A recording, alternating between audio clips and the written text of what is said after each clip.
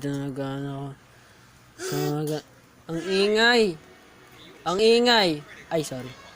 Wala kayong narinig guys. Mabait akong kuya. Hindi ako naninigaw ng kapatid. Ayan, in-order ko dito yung dito. In-order dito.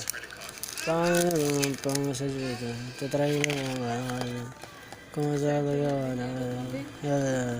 ma? Nabahan si mama? So ngayon may nanutos kasi sa akin si mama. So yun tatanggalin na.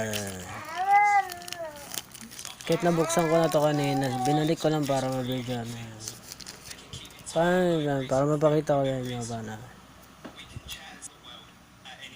putik na yan, matanggal. Wait nga lang. So yun, dito. Pag pinandar ka dito, tapos ikakabit ko yun dito. Tapos, testing ko na iti-testing ko na siya putik. Aray ko putik na yan. Sakit. Ikaw lang mo biro yan?